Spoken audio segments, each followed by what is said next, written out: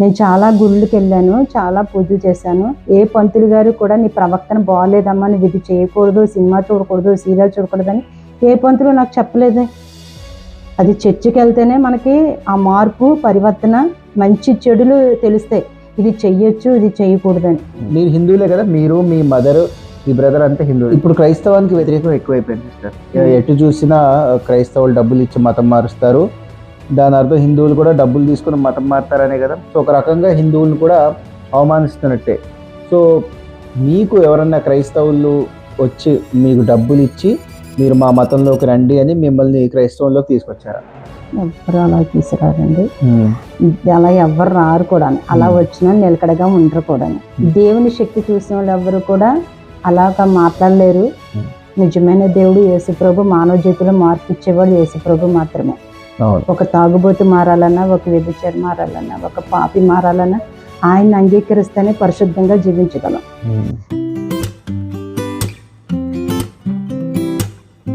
అందరికీ praise lord Jesus. నా పేరు ప్రమోద్ పాల్. యేసుక్రీస్తు సాక్షులు అనే ప్రోగ్రాంకి మరొకసారి మీకు ఆహ్వానం పలుకుతున్నాను. ఈరోజు మన మధ్యలో ఉన్నారు సిస్టర్ చాముండేశ్వరి గారు.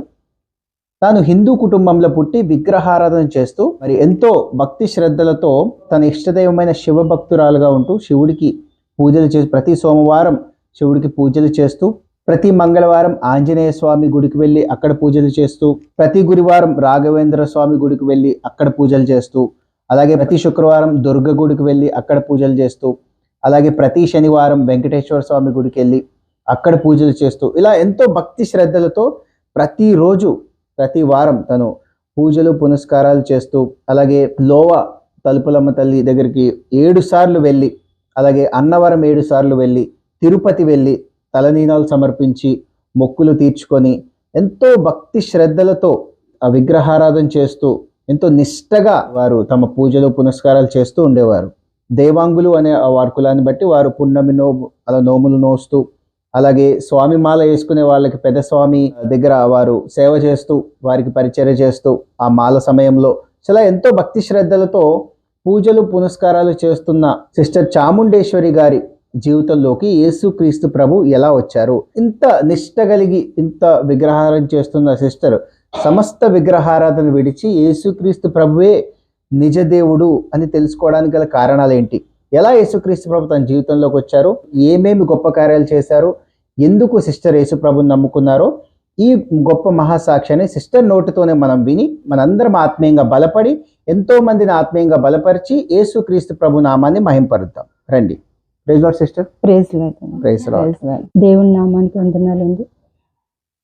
ఈ ఛానల్ ద్వారా దేవుడు సాక్ష్యం చెప్పడానికి ఇచ్చిన అవకాశాన్ని బట్టి మీ అందరికీ ప్రభు పేరిట వందనాలు చెల్లిస్తున్నాను. కృతజ్ఞతలు. దేవుడు నా జీవితాన్ని ఎంతగానో మార్చాడు. ఎంత పాపినంటే ఇప్పుడు నా సాక్ష్యం ద్వారా మీకు చెప్తాను. చిన్నతనం నుంచి హిందూ కుటుంబంలోనే ఉన్నాము. మాది అంటే క్యాస్ట్ అనేది చెప్పకూడదు కానీ చెప్తున్నాను. అంటే మా వృత్తిని బట్టి మేము చెప్పవలసి వస్తుంది. మాది దేవంగులు. అమ్మమ్మ మేమందరం కూడా మాది మా అమ్మగారు సైడ్ అంతా కూడా నేత పని చేసేవాళ్ళం. పెద్దాపురం మాది. అమ్మ వాళ్ళది పెద్దాపురం, నాన్న వాళ్ళది కాకినాడ. మేము కాకినాడలోనే స్థిరపడ్డాము. నాన్నేమో బొంబాయి స్వీట్స్లో చేసేవారు. అమ్మ ఏమో ఇది ఒక కంపెనీ, అది దూది మిల్ అని కాకినాడలో పెద్ద ఫ్యాక్టరీ అనమాట, అందులో చేస్తూ ఉండేవారు. మేము అన్నయ్య నేను 2 పిల్లలము. చిన్నతనం నుంచి అమ్మ మొదటి నుంచి కూడా కష్టజీవే. అంటే మాకు చెప్తూ ఉండేది మామయ్య గురించి, పెద్దమ్మ గురించి, వాళ్ళందరి గురించి మా అమ్మగారు ఒక్కొక్కసారి అన్నీ చెప్తూ ఉండేవారు. అంటే నాకు ఎలా తెలుసని మీకు సందేహం రావచ్చు. అమ్మ అన్నీ చెప్తూ ఉండేది. మేము ఎలా కష్టపడి జీవించామో, ఎలా వచ్చామో అనేసి అన్నీ చెప్తూ ఉండేవారు మా అమ్మగారు. అలాగే మా అమ్మగారు కూడా పెళ్ళైనా సరే చాలా కష్టజీవి. ఎంత కష్టజీవి అంటే రాత్రులు పగలు చాలా ఆ ఫ్యాక్టరీలో పనిచేసి వచ్చి మళ్ళీ మాకందరికీ వండి పెట్టడం, మాకు అన్నీ చేస్తూ ఉండేది. మేము చిన్న పిల్లలం అలాగే పెంచుకుంటూ వచ్చింది. ఒక రోషం గలగానే పెంచింది మమ్మల్ని. కానీ మాది హిందూ కుటుంబం. మాకు యేసుప్రభు అంటే మాకు ఎవ్వరికీ తెలియదు. కానీ అలాగా నేను ఒక గవర్నమెంట్ స్కూల్లో చిన్నతనంలోనే మమ్మల్ని ఒక గవర్నమెంట్ స్కూల్లో జాయిన్ చేస్తారు మా అమ్మగారు. ఇంటి దగ్గర ఎవ్వరూ చూసేవాళ్ళు లేక మాకు అంటే ఇప్పుడు 5 సంవత్సరాలు 4 సంవత్సరాలు వస్తే జాయిన్ చేస్తారు. కానీ అన్నయ్యకి 4, నాకు నా అన్నయ్యకి 4 వెళ్ళి 5 వచ్చేటప్పటికి, నాకేమో 3 వెళ్ళి 4 వచ్చేటప్పటికి ఇద్దరిని కలిపి ఒకే స్కూల్లో గవర్నమెంట్ స్కూల్లో జాయిన్ చేశారు. అలాగా మేము చదువుకుంటూ ఉన్నాం గవర్నమెంట్ స్కూల్లోని. నాన్నగారేమో బొంబాయి స్వీట్లో చేస్తారు. కానీ అంటే కొంచెం నాన్నగారు చేసే పని ఏంటంటే స్వీట్స్ మాస్టర్ అనమాట. స్వీట్స్ తయారు చేసి అందరికీ నేర్పించడము, తయారు చేయడం ఆయనే. అప్పట్లోనే ఆయనకి జీతం 100లో ఉండేది రోజుకిని. అంటే ఈ రోజుల్లో అయితే కనుక ఆయనకి చాలా ఎక్కువ జీతం అనమాట. కానీ ఆయనకి 2 భార్యలు. మా అమ్మగారు సెకండ్ వైఫ్, పెద్ద భార్య, 2. కానీ మా అమ్మగారు కష్టజీవే, అవతల వ్యక్తి కూడా కష్టజీవే చెప్పాలంటే. అంటే అప్పట్లో ఇప్పుడోళ్ళ కాదు పెళ్ళిళ్ళు. అప్పుడు 3 భార్యలు చేసుకునేవారు, సాంప్రదాయంగా చూసేవారు. ఇప్పుడు అంటే వేరే విధంగా ఉన్నాయి సంబంధాలు.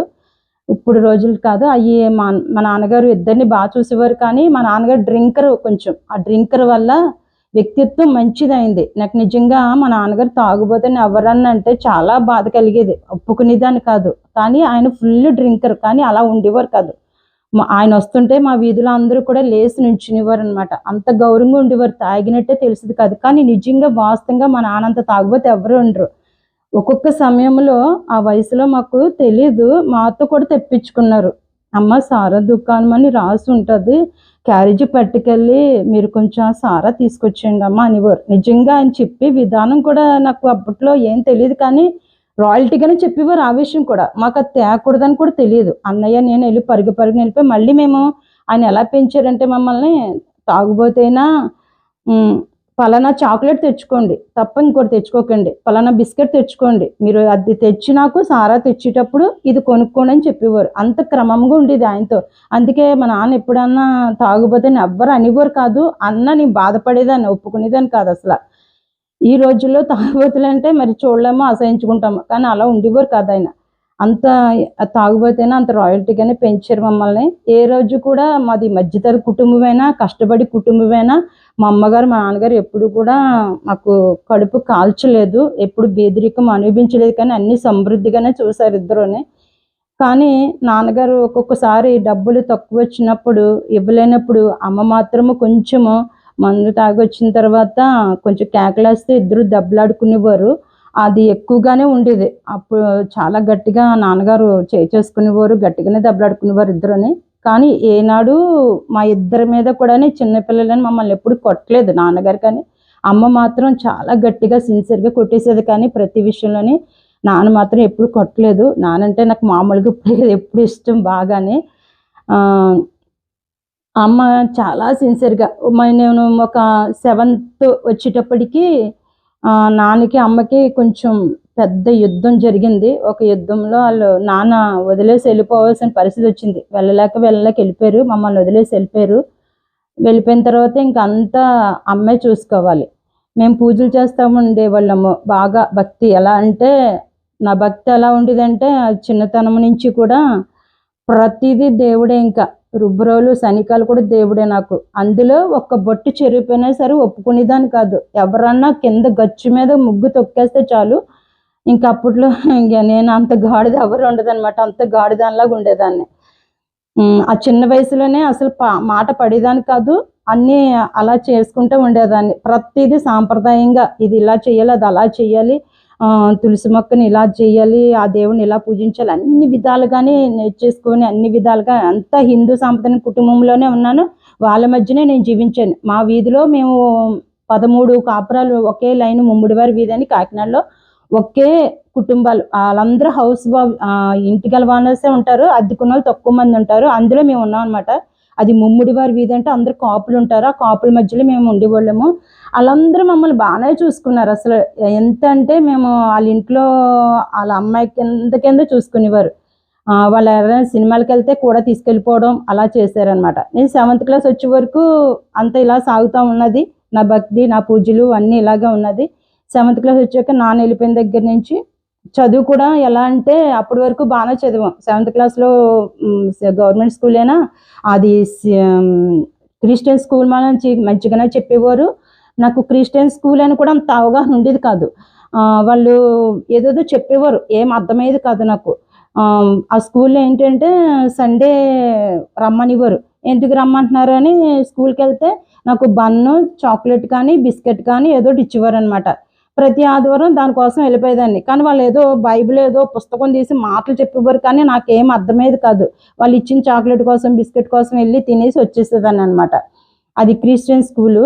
వాళ్ళు 7th వరకు నేను 2nd క్లాస్లో అంత బాగా చదివేవాళ్ళు, మంచిగా ఎప్పుడు మానకుండా స్కూల్కి వెళ్ళటం, ఇద్దరం కూడా బాగానే చదువుకున్నాం. నాన్న ఇంకా 7th క్లాస్ అయిపోయిన తర్వాత మమ్మల్ని విడిచి వెళ్ళిపోయారు. వెళ్ళిపోయిన దగ్గర నుంచి ఇంకా అమ్మ మీద మొత్తం ఇంకా నాన్న ఇచ్చే డబ్బులు అవి ఉండవు కాబట్టి కొంచెం అమ్మే అన్నీ చూసుకునేది. అమ్మ ఎంత కష్టపడిందంటే నిజంగా నా తల్లి కొంచెం వేరే వ్యతిరేకంగా ఉన్నా కానీ మా అమ్మ లాంటి తల్లి ఎవరికి ఉంటుందో లేదో తెలియదు, కానీ చాలా మంది ఇళ్లలో పని చేసుకుంటూ బతికింది. నాన్న వెళ్ళిపోయిన తర్వాత కొంతమంది ఇళ్లలో పని చేయడము, వాళ్ళు తెచ్చిన ఫుడ్ మాకు పెట్టడము, కొన్నాళ్ళు చాలా ఇబ్బంది పడ్డాం. అంటే అమ్మ దగ్గర డబ్బులు లేక కాదు, కానీ సరిపెట్టచ్చు. కానీ ఏంటంటే తన తాపత్రయం మొగుడు పెంచిపోయినా సరే నేను రోషంతో నిలబడాలి. ఆవిడ ఏ టైప్ అంటే ఎవరైనా ఒక గ్లాసు నీళ్ళు ఇస్తే వాళ్ళకి మొత్తం కష్టపడి తన ఒంటిలోనూ ఓపికంతా కష్టపడి సేవ చేస్తుంది అనమాట. ఎవరి దగ్గర ఒక రూపాయి ఉచితంగా ఏది తీసుకోదు. ఆ రూపాయి ఇచ్చారా, ఏదైనా సాయం చేశారా, ఏదైనా పండి పెట్టారా, వాళ్ళకి ఒళ్ళంతా కష్టపడి పని చేసి అది తీసుకుంటారు తప్ప ఆ టైపు వ్యక్తి ఆవిడ. అటువంటి తల్లి ఆవిడ. కానీ డబ్బులు చాలా జాగ్రత్తగా ఉండేది అన్ని విషయాలు. అంటే భర్త లేకపోయినా సరే ఒక ఇల్లు కొనుక్కోవాలి, బంగారం ఉండాలి, ఇలాగ ఆలోచించేది అనమాట. మంచిగా జీవించాలి మేము అని ఆలోచించేది అనుకుంటా. అలా ఆలోచించడం వల్ల కొంచెము డబ్బు విషయంలో చాలా జాగ్రత్తగా ఉండేది. ఎవరి దగ్గర ఏమి తీసుకునేది కాదు, కష్టపడితే ఇస్తే తీసుకునేది. ఆ టైప్ మెంటాలిటీ ఆవిడది. అలాగే మాకు ఒకళ్ళ ఇంట్లో పనులు చేస్తూ బ్రాహ్మణులు మా పక్క నుండి వారు మాస్టర్ గారు వాళ్ళ ఇంట్లో పని చేస్తే వాళ్ళు మిగిలిన అన్నం ఉంటే రాత్రి మిగిలిందంటే తెచ్చి పెట్టేది. లేక కానీ అలా తెచ్చి తినేవాళ్ళము, అలా చేసేవాళ్ళము, అలా జీవిస్తూ ఉన్నాము. 7thలోకి వచ్చేసి అయిపోయిన తర్వాత మా అమ్మగారు నాకు అప్పుడే పెళ్లి చేసేద్దాం అనుకున్నారు. అప్పుడు నాకు 12, 11 మధ్యలో ఉన్నాను అనమాట. నాకు ఏమీ తెలియదు అసలు అని. దీనికి పెళ్లి చేసేస్తున్నా. మా అమ్మగారికి ఒక్క ఏంటంటే ఇద్దరు మగపిల్లలు అయిపోతే బాను, ఆడపిల్ల ఒక ఇంటికి దరిద్రం అన్నట్టుగా ఆ టైపులో ఉండేదన్నమాట. ఎప్పుడు వదిలించేసుకుందామా అని చూసేది. 7th క్లాస్లోనే మావయ్యని ఇచ్చి పెళ్లి చేసేద్దామని చూసింది. ఆ 7th క్లాస్లో మావయ్య నాకేం తెలిసేది కాదు, పెళ్ళి అంటుంది ఏంటి నాకేం అర్థమయ్యేది కాదు. అప్పుడు మావయ్య వచ్చి చూసుకున్నాడు. చూసుకొని ఏంటి స్కూల్ నుంచి ఇలాగ పుస్తకాలు పట్టుకుని ఇలా బ్యాగ్ అక్కడ పడేసి నేను ఇలా నుంచున్నాను, ఏంటి ఈ పిల్లని చేసుకోమని నువ్వెలా పిలిచావు నన్ను, ఆ పిల్లని నేను సంకలో వేసుకుని తిరగనాను ఏదో అన్నాడు. వెళ్ళిపోయి తిరిగి బస్సు, అప్పట్లో తిరిగి బస్సుకి వెళ్ళిపోతామని మాటలు అనేవారు అప్పట్లో. ఆ తిరిగి బస్సుకి వెళ్ళిపోయాడు ఆయన. ఇంకప్పటి నుంచి నన్ను మరి ఏ మైండ్ సెట్తో చూసేది తెలియదు కాదు. కొంచెం నన్ను ఆడపిల్ల అంటే వ్యతిరేకంగా చూసేది అమ్మ. కొంచెం తన మనస్తత్వం మంచిదే, కానీ ఆడపిల్ల అనేటప్పటికి కొంచెం తక్కువగా చూసేది అన్నమాట. ఇంకా అలాగే మొత్తానికి 19 సంవత్సరాలు వచ్చినా సరే పెళ్ళి అంటే చూసేవాళ్ళు ఎవ్వరు లేరు, సరిగ్గా చూడక ఇవన్నీ అనుకోవట్లేదు. పెళ్ళికి పెళ్ళి అవ్వట్లేదు అన్నట్టుగా అప్పుడు నేను అన్ని వస్తువులు అన్నీ పెట్టుకునేదాన్ని.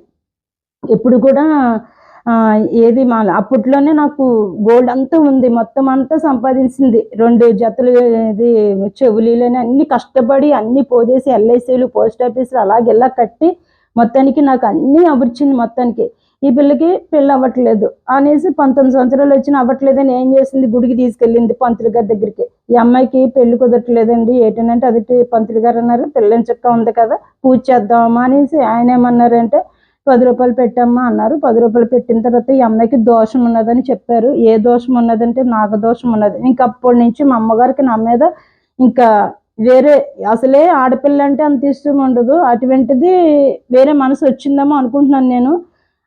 ఇంక ఎలా పూజలు అంటే ఆ పంతులు గారు అలా చెప్తే అలా చేయటం. మేము ఇంటికి వచ్చి పాలు శివుడి మీద పాలాభిషేకం చేసి తీసుకొస్తామమ్మా, ఆ పాలు తాగాలి, చీమలకి కరాచీనోక పంచదార వేయాలి, ఆ అమ్మాయి ప్రత్యేకంగా భోజనం ఒక్క వారం ఒకరోజే తినాలి, మిగిలిన టైంలో ఒక ప్లేటు గ్లాసు అన్ని ప్రత్యేకంగానే ఉండాలి, ఇన్ని చేస్తేనే అమ్మాయి దోషం పోతుంది అని ఒక నెల అంతా కూడా నాతో ఆ పూజ చేయించారండి. ఆ పంతులు గారు రావటము, ఇరిగిపోయిన పాలు తెచ్చినా కూడా తాగమనివ్వరు. నాకు ఆ ఇరిగిపోయిన పాలని కూడా తెలియదు, అలా తాగేసేదాన్ని.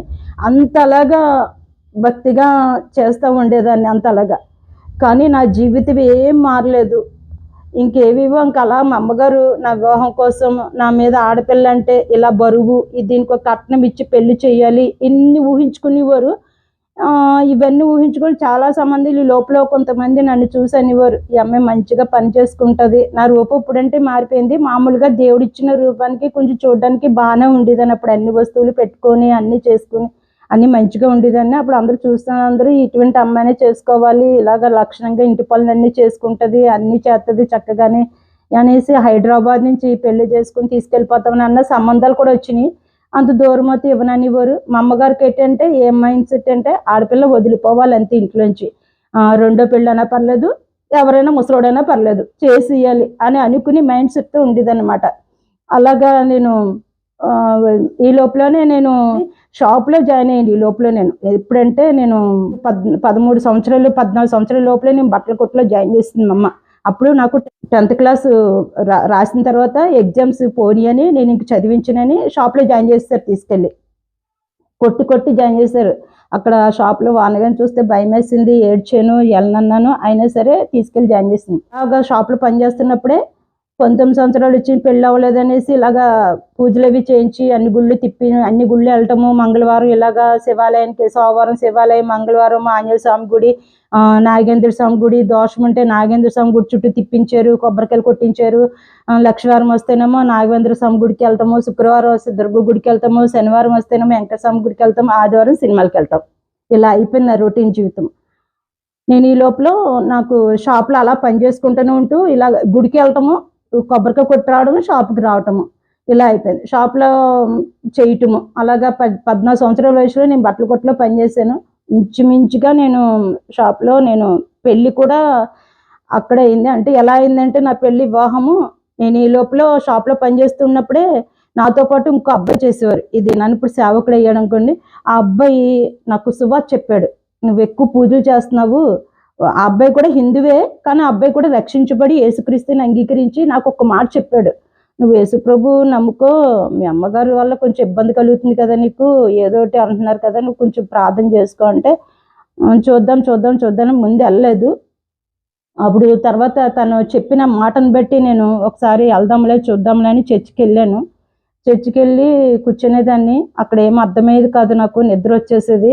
కొంతసేపు కూర్చుని అల్లరిచిల్లరిగా అలాగా. అప్పుడు నాకు ఇంచుమించుగా 20 సంవత్సరాలు దాటి వస్తున్నాయి. అలాగా అన్నప్పుడు ఇంకా నేను వెళ్ళటము రావటం కొత్తగా కదా, చర్చికి వెళ్ళడం కదా, కొత్తగా చర్చికి వెళ్ళేటప్పుడు చాలా చర్చిలు తిరిగాను, 1-2 కాదు, ఉద్రేకంగా బైబిల్ పట్టుకుని చాలా చర్చిలకు వెళ్ళాను. ఒకసారి సినిమాకి వెళ్ళి మార్పు ఏమి లేదు నా జీవితంలో. సినిమాకి వెళ్ళి చర్చిలో కూర్చున్నాను. చర్చిలో కూర్చుంటే పాస్టర్ గారు అంటున్నారు, అంతమందిలో నాకు అన్ని చాలా ఎక్కువ. అప్పుడు అవసర ప్రేయరు 1000 మంది దాకా ఉండేవారు. ఫస్ట్లో 1000 మంది పైన ఉండేవారు. ఎదుటి ఎంత పెద్ద చర్చి కూర్చున్నాను అంటే ఇలాగానే సినిమాకి వెళ్ళి చర్చిలో కూర్చున్న తర్వాత పాస్టర్ గారు అంటున్నారు, సినిమాలు చూసి వచ్చి కూర్చుంటున్నారు చర్చిలోని, మీరు మార్పు చెందరా, దేవుని అంగీకరించరా, పాపం చేస్తున్నారని అన్నారు. అప్పట్లో నాకు సినిమా చూడడము పాపం అని నాకు తెలియదు, చర్చికి వెళ్ళటము కూర్చోవడం తప్ప. పాస్టర్ గారు ఏంటి 2,000 మందిలో నేనెవరో తెలియదు, సినిమా చూడడం పాపం ఏంటని నేను మనసులో అనుకున్నాను. అప్పుడు అనుకున్నాను కానీ బాధపడలేదు, కానీ నా హృదయానికి ఎందుకు ఆ మాట గుచ్చుకుందనమాట.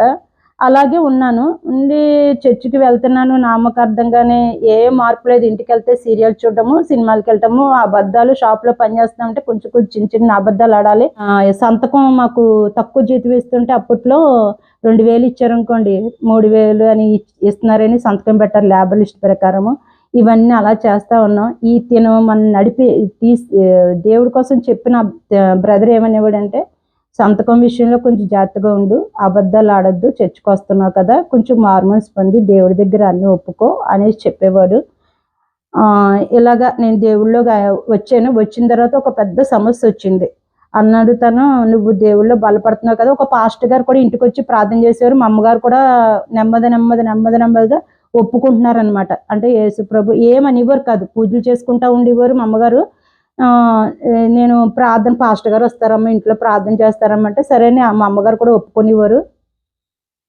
మా అన్నయ్య ఏమో కొంచెం వేరే చోట జాబ్కి వెళ్ళిపోయేవాడు. అంటే మేము పెద్దోళ్ళు అయిన తర్వాత నేనేమో బట్టల కొట్లో చేయడం, అన్నయ్య ఏమో మధ్యలో కిల్లీ షాప్లో జాయిన్ చేయటం, ఇవన్నీ కూడా మధ్యలో కొన్ని జరిగినాయి. కానీ ఇంకా సాక్ష్యం నేను చెప్పాలి, దేవుళ్ళు ఎలా వచ్చాయని చెప్పాలని చెప్పేస్తున్నాను. ఇంకా అన్నయ్య సాక్ష్యం కదిపామంటే చాలా పెద్దది ఉంది.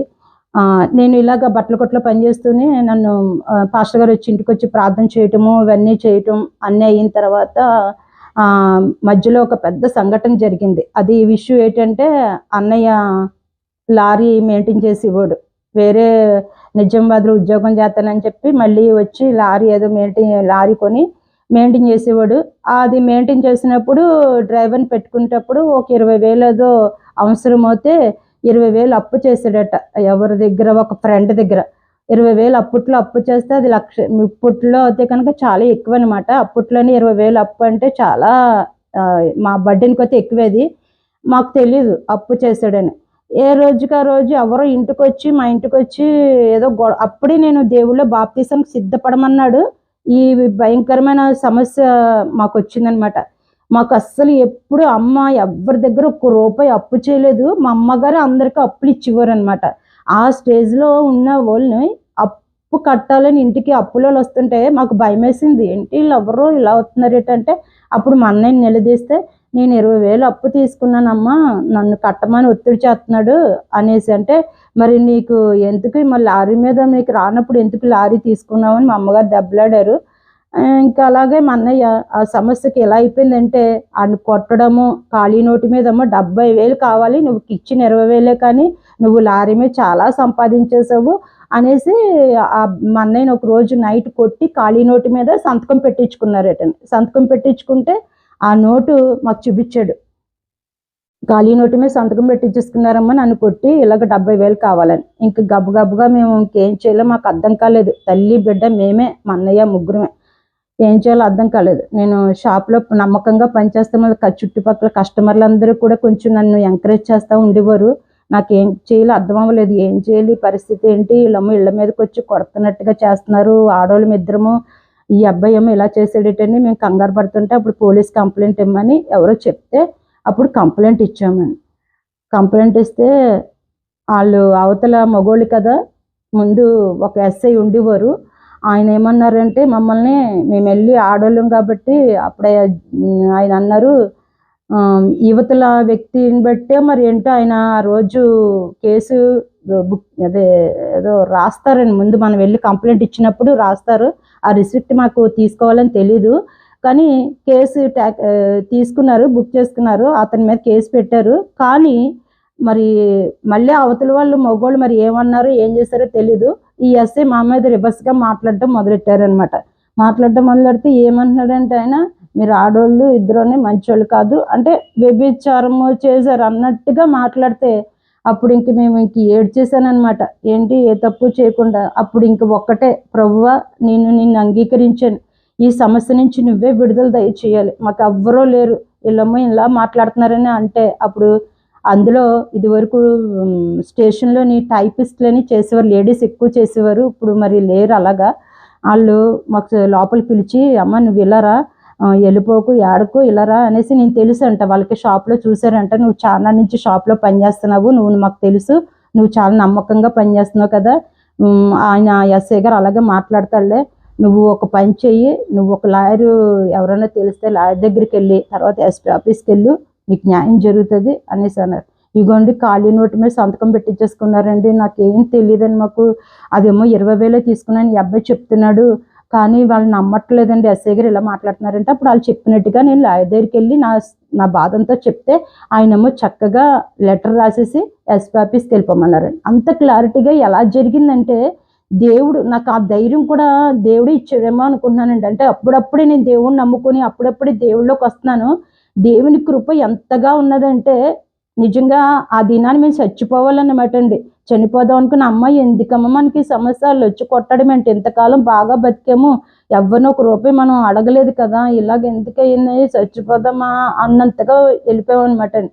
ఇంకా నిజంగా పోరాటం, ఎంత పోరాటమో. అప్పుడు మళ్ళీ ఆ కాగితం పట్టుకుని ఎస్పీ ఆఫీస్కి వెళ్తే ఎస్పీ గారు లోపలికి పిలిచి, అక్కడ లోపల టైపిస్ట్ ఒక ఆమె మా ఇంటి దగ్గర మేడం గారు అనమాట అండి, ఆవిడ కూడా చూసి ఏమో నువ్వు ఇలా వచ్చేవేటంటే, మా అన్నయ్య ఖాళీ నోటు మీద సంతకం పెట్టేసాడేటండి, అతనేమో 70,000 కావాలంటున్నాడండి, కొట్టేస్తున్నాడని అంటే, అప్పుడు ఆవిడ అంతా ఆఫీస్లో అందరితో మాట్లాడి ఎస్ఐ గారితో అది ఎస్పీ గారితో మాట్లాడి, ఈ అమ్మాయి ఏం తెలియదండి, షాప్లో పని చేసుకుంటుంది, పాప వీళ్ళకి పని చేసుకున్న వాళ్ళండి అని చెప్పి ఆవిడ సపోర్ట్ చేసి ఆయనతో అన్నీ చెప్తే, ఆయన కాగితం చూసి ఇప్పుడు ఖాళీ నోటు మీద సంతకం పెట్టడం అన్నది అప్పట్లో అంటే అది ఫ్రాడ్ అంటండి, అలా చేయడం చాలా అది రౌడీజం అంట. మాకు తెలీదు, వాళ్ళు చాలా సీరియస్గా తీసుకున్నారు. ఖాళీ నోటు మీద కొట్టేసి అలా పెట్టించుకుంటాడు సంతకం అని. అప్పుడు ఆ కాగితం ఆయన వెంటనే అది నా మాటలు బట్టి అందరూ సపోర్ట్ చేసి దేవుడు చేసాడనే నేను ఇప్పటికీ నేను అదే దేవుడు చేసిన కార్యం అండి ఇది. ఆయన ఆ వెంటనే ఫోన్ చేసేసి స్టేషన్లో ఫోన్ చేసేసి కింద ఏదో లెటర్ మేము పట్టుకెళ్ళిన లాయర్ గారు ఇచ్చిన లెటర్ మీదే ఈడియట్ స్టూపిడ్ ఏదోదో రాశారటండి, ఇంగ్లీష్లో రాసి పంపించారట. వెంటనే వెళ్ళిపోయిందంట. మేము వెళ్ళగానే అక్కడ స్టేషన్లో ఒక గందరగోళం జరిగిపోతుందంటే మమ్మల్ని మళ్ళీ ఎస్పీ ఆఫీస్ నుంచి స్టేషన్కి వెళ్ళిపోమన్నారు. ఫోన్ కూడా వెళ్ళిపోయిందంట అప్పటికే. వెళ్ళగానే ఒక స్టోరీ జరిగిపోతుంది, మాకు ఏం జరుగుతుందో అర్థం కాలేదు. అప్పుడు అవతల వ్యక్తులను అందరినీ పిలిపించేసి సాఫీగా సెటిల్ చేశారు. ఈ లోపల ఎస్ఐ కూడా మారిపోయారండి, రాజేష్ గారు అని ఇంకొక ఆయన సిన్సియర్గా ఒక ఆయన వచ్చేసారు, ఆయన కూడా ఆయన ట్రాన్స్ఫర్ అయిపోయారంట. మమ్మల్ని తిట్టిన ఆయన ట్రాన్స్ఫర్ అయిపోయారు. ఇంకొక ఆయన వచ్చి అప్పుడు ఇదంతా 40,000 సెటిల్ చేసేసి, అమ్మ మీరు 40,000 కట్టండి అమ్మ, 40,000 కట్టేస్తే ఇంక కేసులు ఉండవు, ఏవో ఉండవు, కాగితాలు చింపేస్తారు. ఇంతవరకు మీ అబ్బాయి ఎన్ని సంవత్సరాలు అయింది కదా, అలా లెక్కేసిన వడ్డీ రూపాయలు లెక్కేసిన 40,000 అయింది, ఏదో లెక్కేసి చెప్పి 40,000 కట్టండి అమ్మ అని అక్కడితో ఆ కేసు అయిపోయిందండి. స్టేషన్లో వ్యతిరేకత వచ్చిన దేవుడు కాపాడాడు. 2 బ్రదర్స్ కూడా సాయం చేశారు ఆ విషయంలోని, ఆ స్టేషన్ విషయంలోని. వాళ్ళిద్దరూ దేవదత్తులు వచ్చినట్టుగా నాతోటి పనిచేస్తున్న అబ్బాయి అని ఇంకొక రెడ్డి గారని ఆయన సాయం చేశారు అప్పట్లోని. ఇవన్నీ ఎదుర్కోవడానికి దేవుడు ఎంతగానో కృప చూపించాడు. నా చుట్టుపక్కల నా బంధువులు కానీ నా స్నేహితులు కానీ ఎవ్వరు రాలేదు, కానీ ఒక్క దేవుని బిడ్డలు వాళ్ళిద్దరూ సాయం చేశారు, ఈ విషయంలో నిలబడ్డారు చివరి వరకుని. నిజంగా చనిపోవలసిన దేవుడు అప్పుడు కాపాడాడు, మమ్మల్ని రక్షించాడు. తర్వాత నేను విశ్వాసంలోకి రావడానికి, ప్రార్థన చేసుకోవడానికి దేవుడు ఎన్ని విషయాల్లోనే సహాయం చేశాడండి. అంటే పూర్తిగా దేవుడి మీద ఈ విగ్రహాలన్నీ విడిచిపెట్టి, పూజలు ఇవన్నీ కూడా విడిచిపెట్టి పూర్తిగా దేవుడి మీద డిపెండ్ అయిపోవడానికి దేవుడు నాకు ఒక పనిష్మెంట్, ఒక గుణపాఠం, దేవుని సూచన ఒకటి జరిగింది నాకు కుటుంబంలోని. ఇంకా అక్కడి నుంచి నా భక్తి మారిపోతా ఉందనమాట. చర్చికి వెళ్తున్నాను, నాలో మార్పు లేదు. సీరియల్ సినిమాలు మామూలే. ఇంటికి వచ్చి పాస్టర్ గారు ప్రార్థన చేస్తున్నారు, అన్నీ చెప్తున్నారు, మళ్ళీ మామూలుగానే సినిమాకి వెళ్ళిపోతున్నాను. అప్పుడు దేవుడు ఒక్కొక్క విషయం నాతో హెచ్చరించడము, మాట్లాడడము, సంఘంలోకి వెళ్తే పాస్టర్ గారి ద్వారా మాట్లాడడము, ఆ భక్తిలో ఎదుగుతూ అలాగా అన్ని విడిచిపెడుతూ, సీరియల్ చూడడం పాపం అంట, సినిమా చూడడం పాపం అంట, అన్ని విడిచిపెడుతూ దేవుని పూర్తిగా ఆనుకుని చేసిన ఈ సమస్యను బట్టి పూర్తి విశ్వాసంలోకి దేవుడు రావడానికి నాకు కృప చూపించాడు. ఎలా అంటే ఎంత పాపిని అంటే, నేను థియేటర్లో ఉన్నప్పుడు దేవుడు స్వరం విన్నానండి. ఎలా అంటే అది చెప్పాలనేది అని తెలుసుకోవాలి. నాలా పాప జీవితంలో ఉన్న వాళ్ళు నిజంగా తెలుసుకోవాలి.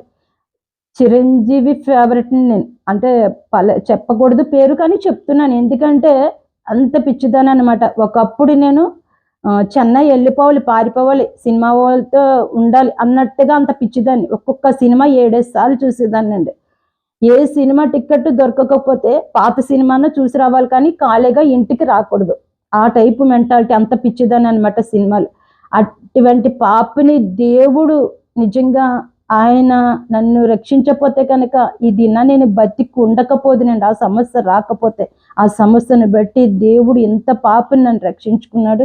అక్కడి నుంచి నా జీవితం మారడము, నా వివాహం కోసము, నా చర్చికి వెళ్తా ఉంటే మా అన్నయ్య కోసం ప్రార్థన చేయాలంటే సహోదరులు అందరూ శుక్రవారం ప్రార్థనలో వాళ్ళు, నీ కోసం మేము ప్రార్థన చేస్తామమ్మా, మీ అన్నయ్య కోసం కాదు, నీ పెళ్ళి అయిపోతే మీ అన్నయ్యకి పెళ్ళి కూడా అయిపోతుందని. అలాగా అన్నయ్యకి పెళ్ళి అయ్యింది.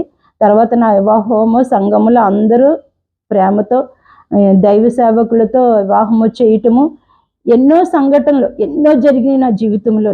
అలాగే షాప్లో పనిచేస్తున్నప్పుడు దేవునికి మహిమకరంగా జీవించాను, మనసాక్షిని కాపాడుకుంటూ మళ్ళీ ఈ మధ్యకాలంలో కొన్నాళ్ళు మళ్ళీ నేను ఎక్కడైతే షాప్ మానేసానో మళ్ళీ ఆ షాపులోనే దేవుడు నన్ను తీసుకెళ్ళాడండి. ఎలాగంటే పాస్టర్ గారు ఒక ఫ్యామిలీని 2010 నుంచి పోషించుకుంటూ వచ్చారు. వాళ్ళు మాకు అప్పులు వదిలేసి వెళ్ళిపోయారు. దాని నిమిత్తం మేము ఆర్థికంగా ఇబ్బందులు పడుతుంటే ఈ మధ్యకాలంలో 1 సంవత్సరంన్నర నేను మళ్ళీ షాపులో అడిగి పెట్టాను. ఎంత గొప్ప దేవుడు అంటే నా సాక్ష్యాన్ని అక్కడ కాపాడుకున్నాను. అక్కడ నామకార్థ క్రైస్తవులు దేవుడు అంటే తెలుసు, కానీ ఎలా జీవించాలో తెలియదు. వాళ్ళ మధ్యలో దేవుని ప్రేమని నేను ఒక్కటే కోరుకుంటానండి. దేవుని ప్రేమ నా ప్రవక్తన ద్వారా దేవుని నామం ఘనపరచబడాలంతే అని ఒక్కటే. వాళ్ళెవ్వరికి యేసుక్రీస్తుని నమ్మకమని నేను చెప్పలేదు, కానీ నా క్రియల ద్వారా దేవుణ్ణి రుజుపరచాలనేసి ప్రేమ చూపిస్తూ రోజు టీ పట్టుకెళ్ళటము, వాళ్ళకి స్నాక్స్ అన్నీ నాకు స్తోమత తగ్గట్టుగా అన్నీ పట్టుకెళ్ళి దేవుని ప్రేమ అంటే ఇలా ఉంటుందా అండి వాళ్ళు తెలుసుకునేలాగా దేవుడు నన్ను నడిపించుకుంటూ వచ్చాడు. ఈ మధ్య కాలంలో మళ్ళీ కొంచెం నేను 1.5 year మళ్ళీ షాప్లో పనిచేయడానికి వెళ్ళాను. వెళ్ళి అక్కడ సాక్షిగా నిలబడి మళ్ళీ రీసెంట్గా దేవుడు ఎందుకో నన్ను తోసినట్టు మళ్ళీ వచ్చేసాను. అంత బాగా చూసుకున్నారు, అంత బాగానే ఉంది. దేవుని కృపను పెట్టి దేవుణ్ణి నిజంగా తెలుసుకుంటే అండి మన జీవితాలు మారటమే కాదు, మన చుట్టుపక్కల కూడా తెలుసుకోవాలన్నా మన ప్రవక్తన అలా ఉండాలి. నన్ను అంటారు ఎంత పిచ్చిదానివో, సినిమా లేకుండా జీవించలేవు. షాప్కి వచ్చి మరీ తీసుకెళ్ళిపోయేవారు సినిమాలకి. నైట్ ఇంటికి వెళ్ళిన తర్వాత కూడా నేను టీవీ వదిలేదాన్ని కాదు. అంత పాప జీవితాన్ని దేవుడు నన్ను కడిగాడు, మాట్లాడాడు. ఒక రోజు అయితే కనుక నేను బాప్తిసం తీసుకునే ముందు దేవుడి స్వరం నేను విన్నానండి. ఎలా అంటే రూతు రూతు అని పిలుస్తున్నాడు. నాకు అసలు బైబిల్ అంటే తెలియదు, ఏమిటిది. అప్పుడప్పుడు పాస్టర్ గారు వచ్చి ప్రార్థన చేస్తూ ఉండేవారు. రూత్ అని స్వరము రూత్ అని వినబడుతుంది ఏంటి అంటే మా అమ్మగారిని లేపి అడిగాను, అమ్మ రూత్ అంటే ఏంటంటే ఏమో నాకు తెలియదు, నువ్వు ఏదో పిచ్చిదానివి, ఏదో సినిమాలు చూసి కళ్ళగన్నావు ఏదో అని గసిరేసి మళ్ళీ పడుకున్నాను. మళ్ళీ అదే మాట రూత్ అని వినిపిస్తే అప్పుడు నేను నన్ను నడిపించిన బ్రదర్కి చెప్పాను, రూత్ అంటే ఏంటంటే బైబిల్లో ఉంటుందమ్మా, చదువు, ఆ అధ్యాయం తీసి చదివితే నీకు తెలుస్తుంది అంటే అప్పుడు ఆ అధ్యాయం తీసి చదివాక అప్పుడు నాకు అర్థమైందంట. రూత్ అని పేరు నేను బాప్తిసానికి సిద్ధపడినప్పుడు దేవుడు ఆ పేరు నాకు పిలిచిన పేరండి. ఆ పేరుతోనే పాస్టర్ గారు నాకు బాప్తిసం ఇచ్చినప్పుడు ఆ పేరే, నీకేమైనా పేరు నడిపింపు వచ్చిందని అడిగారు. ఇలాగ రూత్ అని వినబడిందండి స్వరం అంటే పాస్టర్ గారు బాప్తిసం ఇచ్చేటప్పుడు ఆ పేరే పెట్టారు. అలాగే నేను క్రైస్తవునిగా దేవుణ్ణి అంగీకరించి ఇంతకాలము దేవునిలోనే జీవిస్తున్నాను. దేవుని కొరకు రోషంగా నిలబడాలని నా పరిస్థితులు ఏవైనప్పటికీ, ఏ ఆర్థికపరమైన సమస్యలు ఉన్నా ఏమున్నా కూడా దేవుళ్ళో నిలకడగా నిలబడి పాపాన్ని లోకాన్ని విడిచిపెట్టి అబద్ధాలు మోసాలు ఇవన్నీ విషయాల్లో కూడా మనసాక్షిని కాపాడుకుంటూ దేవునికి మహిమకరంగా జీవించాలి, ఇంకా మహిమకరంగా జీవించాలని దేవుణ్ణి అడుగుతున్నాను. సేవలో వాడబడాలని, ఇంకా పూర్తిగా పరిపూర్ణంగా ఇంకా నన్ను కడగాలి దేవుడు, నా పాపాలు ఇంకా లోపాలు అన్నీ కూడా కడగాలని దేవుణ్ణి అడుగుతున్నాను. మీరందరూ నా కొరకు ప్రార్థన చేయండి. నిజంగా ఈ రోజుల్లో కనుక ఎవరైనా సరే యేసుక్రీస్తుని అంగీకరిస్తే బాగుపడలేదు, దేవుడు కార్యించలేని ఎవరనరండి. దేవుణ్ణి అంగీకరించాక వారు చెక్కబడతారండి, అమూల్యమైన ముచ్చులా కడగబడతారండి. ఏదన్నా ఎంత పాప జీవితం అంటే నాది అంత పాప జీవితాన్ని దేవుడు నన్ను రక్షించుకున్నాడు, నన్ను కాపాడాడు, చావు బ్రతుకుల నుంచి విడిపించాడు. అలాగే నాకు ఏ అనారోగ్యము కూడా లేదు, కానీ దేవుళ్ళకి వచ్చిన తర్వాత ఏదో ఒక సాతాన్ని మమ్మల్ని ఇబ్బంది పెట్టాలని, మైగ్రేన్ తలనొప్పి అని ఏదని, అయినప్పటికీ ధైర్యంగా ప్రార్థన చేసుకుంటూ ముందుకు వెళ్ళిపోతా ఉన్నాను. అస్సలు ఏ అనారోగ్యం కూడా దేవుని కృపను బట్టి లేదని, మాకు దేవుడు అన్ని విషయాల్లో మాకు సహాయం చేస్తూ మాతో ఉండి చాలా అద్భుతాలు, ఎన్నో అద్భుతాలు మేము చూస్తున్నాము మా జీవితంలోని. అసలు నేను నా చిన్నప్పుడైతే కనుక ఒకే కంచంలో 30 సంవత్సరాలు ఒకే కంచంలో తిన్నాను. ఈ దినాన్ని అయితే కనుక ఏ ప్లేట్లో తినాలో తెలియదు. అన్ని రకాలుగా అన్ని సమృద్ధిగా దేవుడు అనుగ్రహించాడండి. ఏది మా దగ్గర డబ్బులుండి మేము కొనుక్కోలేదు, అలానే ఏదో మాయలాగా వచ్చేస్తాయని కాదు, కానీ మీ విశ్వాసముతో ప్రార్థనతో ఉన్నప్పుడు మాకు అవసరమైంది ప్రతిదీ కూడా భుజం తట్టి దేవుడు అనుగ్రహించినండి. ప్రతి వస్తువు కూడా, ప్రతి స్పూను, ప్రతి ప్లేటు, ప్రతిదీ కూడా సాక్ష్యం ఉంది మా ఇంట్లోని. ఏది కూడా దేవుని మహిమకరంగా ప్రతిదీ కూడా ఉంది.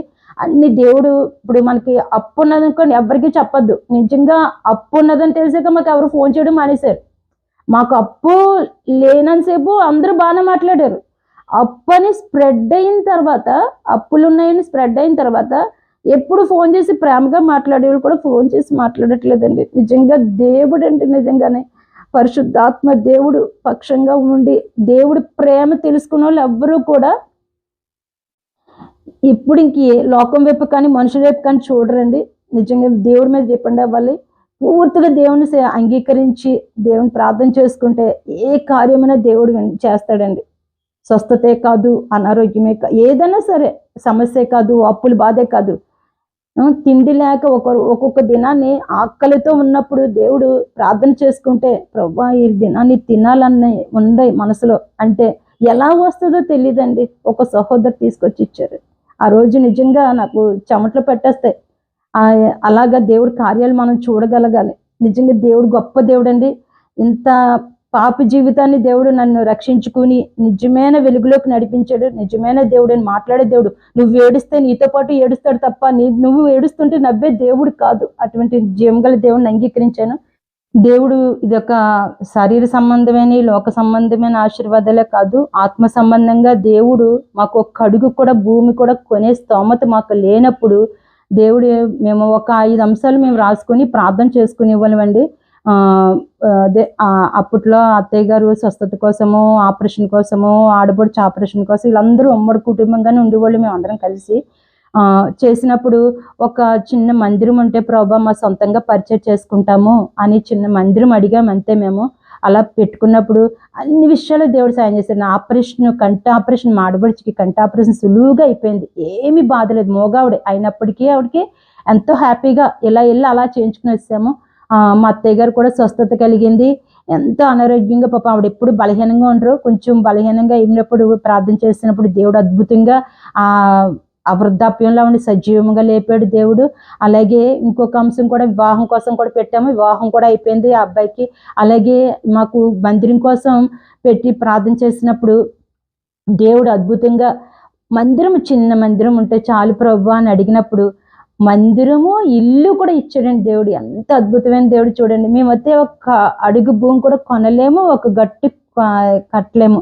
కానీ దేవుడు అన్ని విషయాలు శ్రేష్టంగా అండి బాబు, మామూలుగా ఇవ్వలేదండి. ఇంకా నేను ఆ విషయంలో అయితే ఇంకా నాకు ఈ లోకాన్ని జయించేసినట్టే అన్ని ఫ్యాన్లతో సహా వేసి ఇల్లు ఇవ్వటము, కింద మందిరం కట్టివ్వడము, దేవుడు ప్రేరేపణ కలిగి సేవకులు మమ్మల్ని పంపించడము, పాస్టర్ గారు దైవత్వంగా ప్రార్థనాపూర్వకంగా దర్శనం పూర్వకంగా ఇక్కడ మమ్మల్ని పంపించడము, ఈ అన్ని విషయాల్లో దేవుడు ఎంతగానో నడిపించడం. అలాగే ఈ మధ్య కాలంలో మేమెంత సమస్యతో నలిగిపోతున్నా సరే నేనున్నాను మీ పక్షంగా అని చెప్పడానికి దేవుడు నేనున్నానని చెప్పడానికి నేను ఎప్పుడు కూడా ఒకటండి విగ్రహాన్ని విడిచిపెట్టి నిజమైన దేవుడిని అంగీకరించవచ్చు. నాకు సూచన కావాలి, ప్రతి దానికి కూడా దేవుడిని అడుగుతాను, మొండిగా అడుగుతాను. నాకు సూచన కావాలని అడుగుతానండి. అలాగా దేవుడు మీ పక్షంగా నేను ఉన్నానని చెప్పడం కోసం ఈ మధ్యకాలంలో కాకినాడలోని బ్యాంకుపేట అని అక్కడ ఒక మందిరం చెప్పారండి. అది కూడా చాలా సుందరంగా చాలా బాగుంటుంది. నిజంగా మేమైతే కనుక మా సొదాగా మేము కట్టే స్తోమత మాకు లేదు. మా అంతటి మేము బతకడానికి తినడానికి దేవుడు ఏ విషయంలో ఎట్లయితే మా దగ్గర ఏ ప్రాపర్టీ లేదు. కానీ అలా కట్టిన మందిరాలు, మంచి మందిరాలు మాకు దేవుడు అనుగ్రహిస్తున్నాడండి. అక్కడ మంచి సేవ జరుగుతుంది. విజయ్ కుమార్ పాస్టర్ గారు పంపించారు మమ్మల్ని ప్రార్థనాపూర్వకంగాని, మీరు అక్కడ చూసుకోండి అని. దేవుడు అక్కడ కూడా పరిచర్య మొదలు పెట్టాము.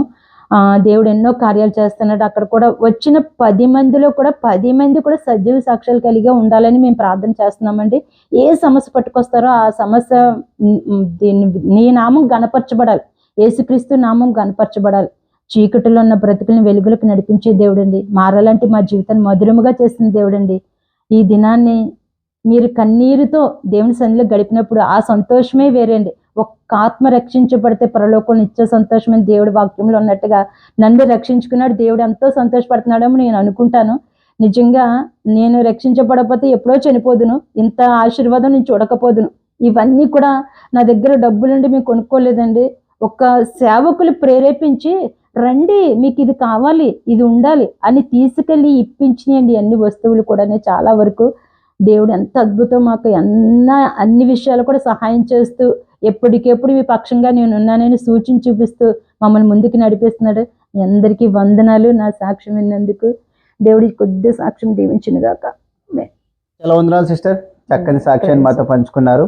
ఈ సాక్ష్యం ద్వారా యేసు ప్రభు నామం మహింపరచబడును గాక. సిస్టర్, మిమ్మల్ని కొన్ని ప్రశ్నలు అడుగుతాను, మీ సాక్ష్యం చూసుకుంటే మీరు ఒకప్పుడు చాలా భక్తి కలిగిన హిందూ. మీరు శివభక్తురాలు, తిరుపతి అన్నవరంలో తలుపులమ్మ, ఇలా భక్తి శ్రద్ధలతో వెంకటేశ్వర స్వామి పూజలు, దుర్గాదేవి పూజలు, రాఘవేంద్ర స్వామి, అలాగే ఆంజనేయ స్వామి అని ఇలా చాలా భక్తిగా మీరు ఒకప్పుడు పూజలు పునస్కారాలు చేస్తూ ఉండేవారు. సో మీ తల్లిగారు కానీ మీ తండ్రి గారు మొత్తం అందరూ హిందువులే. ఇంత భక్తి శ్రద్ధలతో పూజలు పునస్కారాలు చేస్తున్న మీరు ఎప్పుడైతే యేసుక్రీస్తు ప్రభువుని నమ్ముకున్నారో, ఇంకా నమ్ముకొనని మీ బంధువులు కానీ స్నేహితులు కానీ వాళ్ళు మిమ్మల్ని వ్యతిరేకించారా? ఈ యేసు ప్రభువుని ఎందుకు నమ్ముకున్నారు అని? ఎవరు లేరు, వదిలేశారు. దేవుణ్ణి అంగీకరించాక వదిలేశారు. ఓకే, సో యేసు ప్రభువుని నమ్ముకున్నందుకు అందరు మిమ్మల్ని వెలివేశారు, వదిలేశారు. ఓకే. సో మీ బ్రదర్ ఎప్పుడైతే పోలీస్ స్టేషన్ ఈ కేసులో ఇరుక్కున్నారో, సో ఎవరి దగ్గర అప్పు తీసుకొని, సో ఆ భారము మీ మీద మీ తల్లిగారి మీద పడింది. సో మీరందరూ బాగా మెంటల్ గా డిస్టర్బ్ అయ్యి పోలీస్ స్టేషన్లని, లాయర్ల దగ్గర అక్కడిక్కడ తిరిగినా మీకు ఫైనల్ గా దీని నుంచి యేసుప్రభు మీకు జయం ఇచ్చాడు. అది కూడా పెద్ద హై లెవెల్ రికమెండేషన్ తో మీకు ఎవరైతే మీకు ఇబ్బంది పెడుతున్నారో వాళ్ళని తొలగించి గొప్పగా దేవుడు మీకు దీని నుంచి విడిపించాడు. సో విడిపించినప్పుడు అప్పుడు మీ అమ్మగారు ఏమన్నారు? ఈ యేసు ప్రభు గొప్ప కార్యం చేశారని తను అర్థం చేసుకున్నారా? చేసుకున్నారు. అప్పుడు అమ్మ ఇంకా బాప్తిసం తీసుకోలేదు, కానీ బైబిల్ మిషన్కి వెళ్తా ఉండేవారు చర్చ్కి. ఓకే సిస్టర్, మీరు హిందువులే కదా, మీరు మీ మదర్ మీ బ్రదర్ అంతా హిందువు. ఇప్పుడు క్రైస్తవానికి వ్యతిరేకం ఎక్కువైపోయింది సిస్టర్. ఎటు చూసినా క్రైస్తవులు డబ్బులు ఇచ్చి మతం మారుస్తారు, దాని అర్థం హిందువులు కూడా డబ్బులు తీసుకుని మతం మారుతారనే కదా. సో ఒక రకంగా హిందువులను కూడా అవమానిస్తున్నట్టే. సో మీకు ఎవరన్నా క్రైస్తవులు వచ్చి మీకు డబ్బులు ఇచ్చి మీరు మా మతంలోకి రండి అని మిమ్మల్ని క్రైస్తవంలోకి తీసుకొచ్చారా? ఎవ్వరు అలా తీసుకురారండి, అలా ఎవ్వరు రారు కూడా. అలా వచ్చినా నిలకడగా ఉండరు కూడా. డబ్బు వెనకాల పరిగెడతారు. అప్పుడు ఎవరు ఇస్తారు వెనకాల పరిగెడతారు. దేవుని శక్తి చూసిన వాళ్ళు ఎవరు కూడా అలాగా మాట్లాడలేరు. నిజమైన దేవుడు యేసుప్రభు, మానవ జీవితంలో మార్పిచ్చేవాడు యేసుప్రభు మాత్రమే. ఒక తాగుబోతు మారాలన్నా, ఒక వ్యభిచారి మారాలన్నా, ఒక పాపి మారాలన్నా ఆయన అంగీకరిస్తేనే పరిశుద్ధంగా జీవించగలం. నేను చాలా గుళ్ళకి వెళ్ళాను, చాలా పూజలు చేశాను. ఏ పంతులు గారు కూడా నీ ప్రవర్తన బాగోలేదమ్మా, నువ్వు ఇది చేయకూడదు, సినిమా చూడకూడదు, సీరియల్ చూడకూడదు అని ఏ పంతులు నాకు చెప్పలేదే. అది చర్చికి వెళ్తేనే మనకి ఆ మార్పు, పరివర్తన, మంచి చెడులు తెలుస్తాయి. ఇది చెయ్యొచ్చు, ఇది చేయకూడదని. నేను మాత్రం అది నమ్మలేనండి. అది ఎవరు చేస్తున్నారనేది తెలియదు, కానీ అది మాత్రం నేను నమ్మను అసలు. కేవలం పుకారండి. అది చాలా మంచి మాట చెప్పారు. ఎందుకంటే మీరు కూడా ఒక హిందువుగా ఉన్నారు కాబట్టి మీకు ఎవరు మీ ప్రవర్తన విషయంలో కానీ, మన క్యారెక్టర్ విషయంలో కానీ, మన ఏదైతే బుద్ధి విషయంలో కానీ ఇవి మార్చుకోవాలి అని చెప్పేవాళ్ళు మీకు కనపడలేదని ఒక హిందువుగా మీరు చెప్తున్నారు.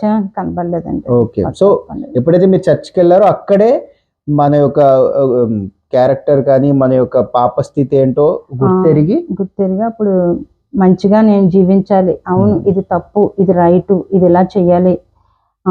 మళ్ళీ నాకు ఎంత పిచ్చి అంటే వాస్తులు కూడా ఉండేదని బాగా. అది కూడా నేను తెలుసుకున్నాను. తూర్పు, పడమర, ఉత్తర, దక్షిణలు ఈ చాలా వాస్తులు, ఈ సామాన్లు ఇక్కడ పెట్టకూడదు, ఈ బీరువా ఇక్కడ పెట్టకూడదు.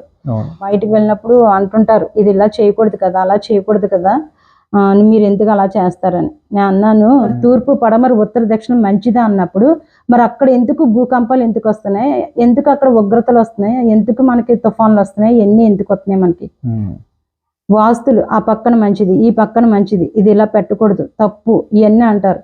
మీరు ఏది చెప్పుతారో నేను దానికి వ్యతిరేకమండి. అవన్నీ నేను పాటించి వచ్చాను. నేను చీపురు అక్కడ పెట్టకూడదు, మన పొయ్యి ఇక్కడే ఉండాలి, అగ్నేయం కూడా ఉండాలి, తూర్పు వైపు ఇదే ఉండాలి, పడమటి వైపు ఇది ఉండాలి, మంచం ఇక్కడ ఉండాలి, అవన్నీ పాటించి వచ్చాను. నాకు వాటి వల్ల నాకు ఏ జీవితం ఏం మారలేదు, నా రోగం తగ్గలేదు, నా జీవితం మారలేదు, ఏమీ మారలేదు. అందుకే అవన్నీ నేను నాకు అనుకూలంగా నేను పెట్టుకుంటాను. కానీ నేను పాటించినాక నేను రాలేదని చెప్తానండి ఇప్పుడు ఎవరికైనా సరే. ఈ సాక్ష్యం వింటే మీరు యేసు ప్రభు నమ్ముకున్నాకే మీకు ఈ పోలీస్ స్టేషన్ అనే కష్టం వచ్చింది. ఎందుకంటే ఏదో ఆశించో ఇంకోటో నమ్ముకొని ఉంటే ఈ ఇంత కష్టాలు ఎవరు నిలబడరు. అది వచ్చిన తర్వాతే చనిపోయే స్టేజ్కి వెళ్ళిపోయినా దేవుడు నేనున్నాను. ఒకటి పట్టుకెళ్ళలేదానండి. ఎందుకంటే ఒక చిన్న పత్రిక ఏదో ఉండింది నా చేతిలో, చిన్న బుక్ లాంటిది. అప్పట్లో పంచివారు ఎక్కువ.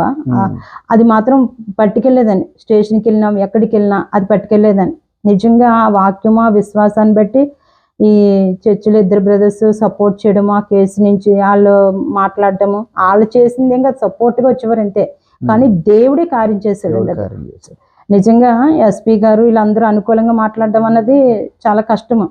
అటువంటిది ఆ టైంలో ఆ ఎస్ఐ మారిపోవడము, ఇంకొక ఎస్ఐని పెట్టడం, దేవుడు ఆయనేమో మమ్మల్ని ఏమో సపోర్ట్గా మాట్లాడడము, అది చాలా సిన్సియర్. వచ్చిన ఆయన రాజేష్ గారైనా ఆ సంవత్సరంలో పెద్ద ఫేమస్ ఆయన అనమాట అండి. నిజంగా ఆయన మనిషి తప్పు చేశాడంటే అక్కడే చితకబాదుతాడు అనమాట. అది మేము 2-3 చూసాం అక్కడే. అయ్య బాబు ఈయన ఇలా కుట్టేస్తున్నాడు ఇటు అనుకునే వాళ్ళం, కానీ ఆయనే న్యాయం చేశాడండి. సో ఇంత గొప్ప కార్యం మీ జీవితంలో మిమ్మల్ని బాగా కలిచివేసిన, మిమ్మల్ని ఇంతగా ఇబ్బంది పెట్టిన కార్యాన్ని దేవుడు ఇంత గొప్పగా దానికి ఒక పరిష్కారం ఇచ్చినందుకు మీరు విశ్వాసంలో ఇంకా అత్యధికంగా బలపడ్డారు. చాలా వందనాలు సిస్టర్, ఓపికగా మా ప్రశ్నలకు సమాధానం ఇచ్చారు. విన్నారు కదా సిస్టర్ చాముండేశ్వరి గారి అద్భుత సాక్ష్యాన్ని.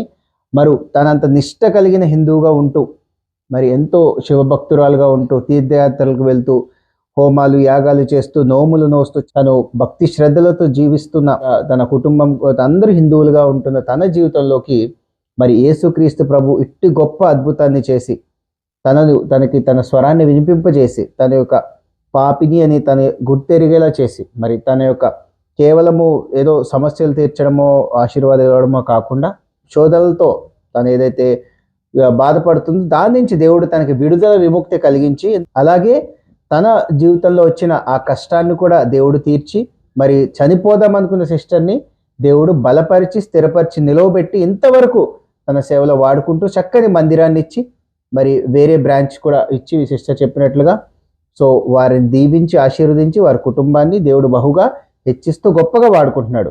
సో అలాగే మీ జీవితంలో కూడా దేవుడు ఇట్టి గొప్ప కార్యం చేయగలడు. మీరు కూడా నమ్మినేడల, విశ్వాసం ఉంచినేడల యేసుక్రీస్తు ప్రభు మీ జీవితాలను కూడా మార్చి, మీ యొక్క పాపస్థితిని మీకు గుర్తు చేసి, మీరు పశ్చాత్తాపడులాగున ఆయన మిమ్మల్ని ప్రేరేపించి, పరిశుద్ధాత్మ దేవుని ద్వారా మిమ్మల్ని ప్రేరేపించి, మీ జీవితంలో కూడా గొప్ప మార్పు కలిగించడానికి శక్తిమంతుడైన యేసుక్రీస్తు ప్రభు మీ కొరకు సిద్ధంగా ఉండి మిమ్మల్ని పిలుస్తున్నాడు. సో ఈ సాక్ష్యం ద్వారా దేవుడు మీతో మాట్లాడాడని, మిమ్మల్ని దర్శించాడని మేము నమ్ముతున్నాము. అలాగే సిస్టర్ గురించి కూడా, అలాగే వారి భర్త గారు జేమ్స్ గారి గురించి కూడా ప్రార్థన చేయండి. వాళ్ళ యొక్క పరిచర్య, వారి సంఘం గురించి కూడా మీ ప్రార్థనలో జ్ఞాపకం చేసుకోవాల్సిందిగా కోరుకుంటూ, ఈ సాక్ష్యం ద్వారా మీరందరూ మేలులు పొందారని, ఆత్మీయంగా బలపడ్డారని నమ్ముతున్నాము. అలాగే మీ జీవితంలో కూడా దేవుడు మీకు గొప్ప సాక్ష్యం ఇచ్చి ఉండవచ్చు. సో మీ సాక్ష్యము మీ హృదయంలోనే ఉంచుకొని మౌనంగా ఉండటకు ఆయన మీకు ఈ సాక్ష్యం ఇవ్వలేదు. కాబట్టి మీ సాక్ష్యాన్ని మాతో పంచుకోండి. మా ద్వారా 1000 మంది మీ సాక్ష్యం విని ఆత్మీయంగా బలపడలాగున మీ సాక్ష్యం ఒక కారణం అవ్వాలని కోరుకుంటూ, ఈ కిందున్న నెంబర్కి కాల్ చేయమని కోరుకుంటూ, ఈ సాక్ష్యాన్ని అందరికీ షేర్ చేయండి. ఈ ఛానల్ సబ్స్క్రైబ్ చేసుకోండి. ఇంకా అత్యధికంగా ఈ యొక్క వీడియోని మీ హిందూ బ్రదర్స్ అండ్ సిస్టర్స్కి షేర్ చేయమని కోరుకుంటూ, మీ అందరికీ యేసుక్రీస్తు నామంలో శుభములు. Praise the lord. Praise the lord.